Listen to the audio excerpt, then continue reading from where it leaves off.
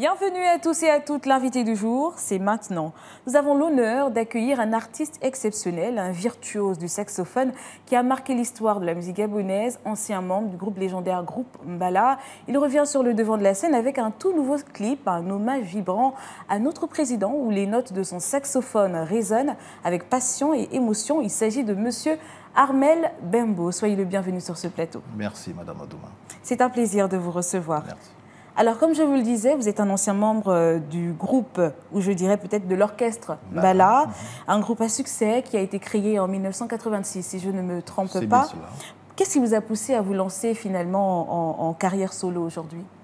C'est l'objectif de tout musicien dans sa carrière, de pouvoir évoluer tout seul à la fin. Et puis, je dois souligner que la carrière solo est dans les orientations du groupe Mbala, parce que Mbala est une association de partage d'expériences, mais aussi de formation. Donc, à un moment donné, le musicien est appelé à mettre sur la place publique son talent, son savoir-faire. Et vous allez constater que dans l'histoire du groupe, il y a beaucoup de membres qui se sont produits en carrière solo. Je vais citer notamment... oui, vous avez Alexis Abessolo. Alexis Abessolo, exactement. Alexis Abessolo, il y a Jean-Jacques Mailly et bien d'autres musiciens qui sont produits en carrière solo. Donc, je ne fais que respecter la droite ligne des orientations du groupe. Très bien. Et puis, comme je vous le disais, vous jouez du saxophone. Oui. Comment tout ça a débuté?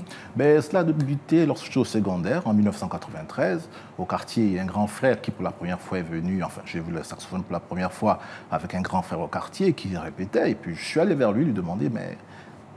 d'où sort cet instrument? Eh bien, je suis à la fanfare du lycée d'État de l'Estuaire. Mais si toi aussi tu veux jouer de cet instrument, je t'invite au lycée d'État à t'inscrire à la fanfare du lycée d'État. Et comme ça, tu auras la plénitude de jouer de cet instrument. Parce que je dois souligner que j'étais dans un autre établissement et ce n'était pas facile de partir d'un établissement à un autre, surtout les après-midi pour répéter. Mais comme tout de suite j'ai aimé l'instrument, mais j'ai fait ce sacrifice d'aller au lycée d'État et la fanfare du lycée m'a accueilli à bras ouverts. Je me suis inscrit et j'ai fait mes premiers pas avec cet instrument.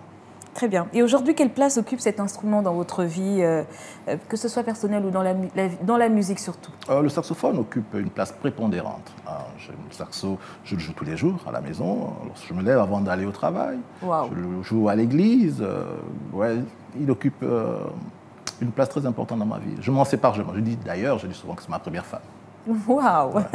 Et ça fait combien de temps que vous jouez de cet instrument? 30 ans aujourd'hui. 30 ans aujourd'hui. Oui. Wow. Vous jouez d'autres instruments à part le saxophone? Ma voix, j'utilise ma voix. Votre voix? Exactement. C'est votre deuxième instrument? Exactement. Très bien. Alors, quels sont les défis et les opportunités, j'y arrive, pour les musiciens gabonais aujourd'hui? Le problème du musicien, c'est qu'il a du mal à vivre de son art dans notre pays. Et heureusement que les plus hautes autorités du pays ont mis en œuvre des politiques justement pour pouvoir mettre en œuvre les droits d'auteur. Et avec le Bugada qui, il y a quelques jours, a même distribué à certains musiciens une petite somme d'argent qui rassure sur l'avenir. Sur l'avenir des artistes musiciens au Gabon, bien entendu. Effectivement. Alors, parlez-nous de votre nouveau clip qui est intitulé Oligui le bâtisseur. Quelle est l'histoire derrière cette chanson, ce projet? D'accord, mais l'histoire a bien voulu que je réponde à l'appel du chef de l'État lorsqu'il a bien voulu mettre en place le mouvement, le rassemblement des bâtisseurs. Il a appelé tous les Gabonais à le suivre dans cette association. J'ai répondu présent. Et au-delà des orientations du monsieur le coordonnateur général, je vais citer monsieur Ange Kevin Nzigou sur les opérations à mettre sur le terrain, je me suis posé la question de savoir qu'est-ce que je peux faire de plus. Et je me suis rappelé que j'ai un talent que je pouvais également mettre à la disposition du pays. Parce que ce qu'il faut noter, c'est que je l'ai fait pour la postérité. Parce qu'il faut montrer à nos enfants dans quel état les autorités du pays, notamment Brice Clotaire Oligui Nguema, a trouvé le pays. Je parle de Mimongo parce que je suis originaire de cette localité, mais c'est un fait général. Toutes les localités connaissent pratiquement les mêmes problèmes. Donc, dans quel état il a trouvé le Gabon?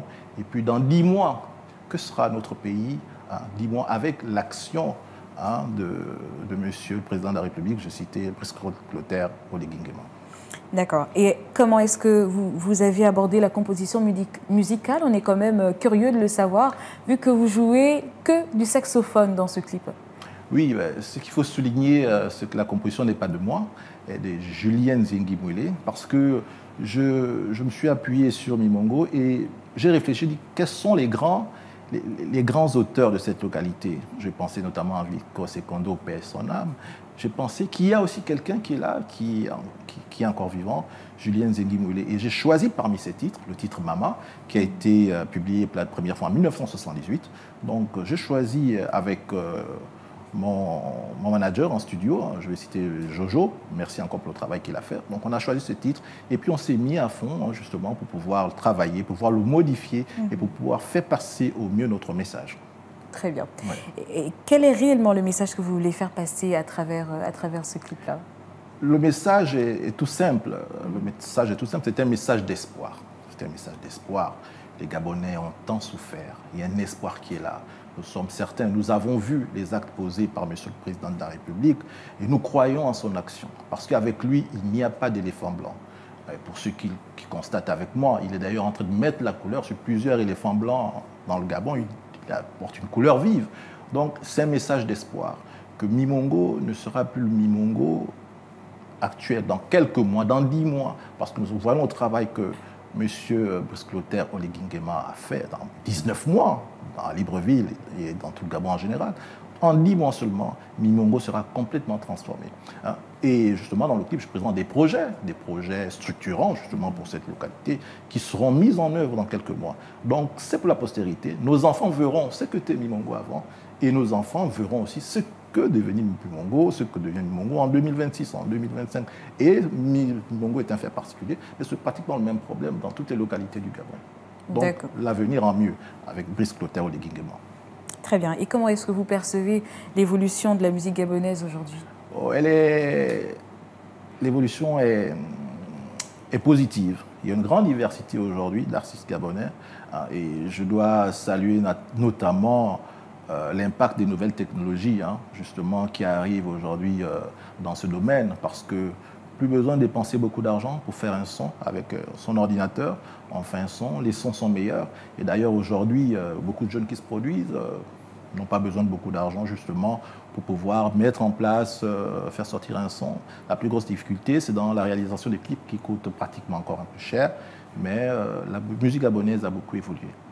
Donc, vous trouvez qu'il y a beaucoup d'évolution au niveau de la musique gabonaise, oui, comparée à en temps? Oui. Très bien. Alors, nous sommes quasiment à la fin de notre émission. Est-ce que vous avez un mot de fin adressé aux téléspectateurs? Oui, bien sûr.